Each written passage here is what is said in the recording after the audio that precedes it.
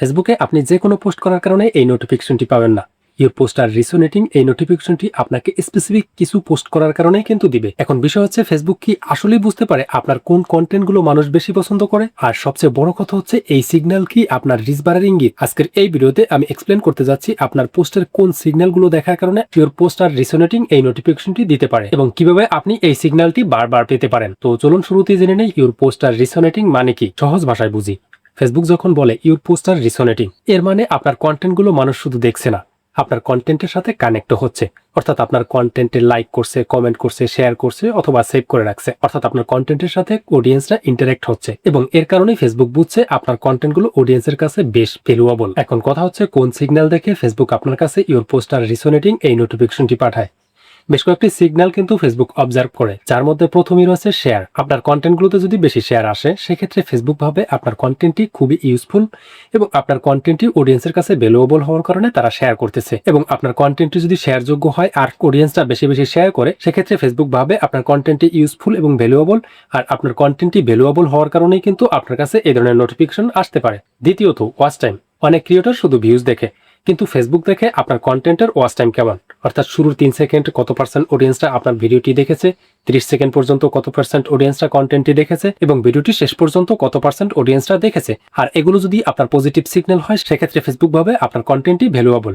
আর তৃতীয়ত, meaningful comment. সব কমেন্টই কিন্তু সেম ভ্যালু না। কিছু কিছু কমেন্ট আছে ভিডিওর সাথে রিলেটেড না, কিংবা দেখা যায় লাইক দিলে লাইক ব্যাক পাবেন, নাইস, ওয়াও বা এই ধরনের কমেন্টগুলো, যেগুলো ভিডিওর সাথে আসলে কমেন্টগুলোর সাথে কোনো সামঞ্জস্যপূর্ণতা নাই।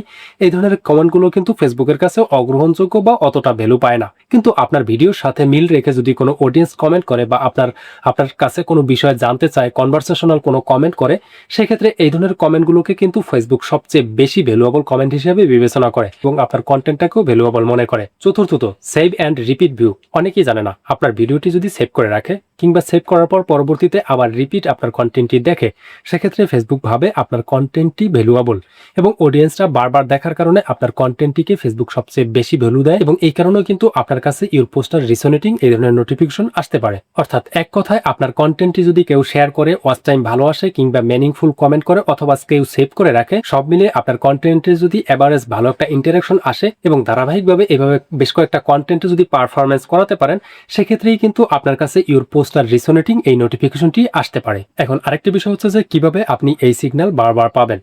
দেখুন, এই সিগন্যাল আপনি যদি বারবার পান, সেক্ষেত্রে কিন্তু আপনার জন্য ভালো বা আপনার পেজের জন্য ভালো। কারণ ইউর পোস্ট আর রিসোনেটিং আপনার কাছে তখনই আসবে যখন আপনার কন্টেন্টগুলো ভ্যালুয়েবল হবে। তাহলে এখন আপনার কন্টেন্টগুলো ভ্যালুয়েবল করার জন্য আপনাকে কিন্তু বেশ কয়েকটা স্টেপ নিতে হবে। যেমন প্রথমত, আপনাকে আপনার কন্টেন্টের প্রথম 3 সেকেন্ডে স্ট্রং হুক দিতে হবে, যাতে করে একজন দর্শক আপনার ভিডিওতে ক্লিক করলে পরের স্টেপে দেখার জন্য ইন্টারেস্টেড হয়। দ্বিতীয়ত, এমন তথ্য দিন যাতে অডিয়েন্সরা শেয়ার করতে বাধ্য হয়। আর তৃতীয়ত, আপনার অডিয়েন্সকে কমেন্ট করতে বাধ্য করুন। অর্থাৎ আপনি বলতে পারেন যে এই নোটিফিকেশনটি কি আপনিও পেয়েছেন, অথবা আপনি যদি ফানি রিলেটেড কোনো কন্টেন্ট বানান বা আপনার নিজ অনুযায়ী যে কোনো ভাবে আপনার অডিয়েন্সকে কমেন্ট করানোর জন্য ইন্সপিরেশন বাড়াতে হবে আপনার সেই কন্টেন্টের মাধ্যমে, যাতে করে আপনার অডিয়েন্সরা আপনার কন্টেন্টটিকে শেয়ার করতে বা কমেন্ট করতে ইন্টারেস্টেড হয়ে থাকে। এখন আরেকটি ইন্টারেস্টিং বিষয় হচ্ছে, অনেক ক্রিয়েটর আননোয়িংলি এমন কিছু কন্টেন্ট শেয়ার করছে যেগুলোর কারণে ফেসবুক সাইলেন্টলি আপনার কন্টেন্টকে লো কোয়ালিটি কন্টেন্ট হিসেবে বিবেচনা করে। আপনি যদি চান, নেক্সট ভিডিওতে আমি আপনাদেরকে দেখাবো ফেসবুক কোন কন্টেন্টকে লো কোয়ালিটি কন্টেন্ট হিসেবে বিবেচনা করে। ভিডিওটি হেল্পফুল হলে অবশ্যই এই ভিডিওতে একটা লাইক দিন এবং কমেন্টে জানিয়ে দিতে ভুলবেন না এই নোটিফিকেশনটি আপনিও পেয়েছেন কিনা। Facebook creator related regular update পেতে আমাদের ফেসবুক পেজ ফলো দিয়ে ইউটিউব চ্যানেলে সাবস্ক্রাইব করে রাখুন।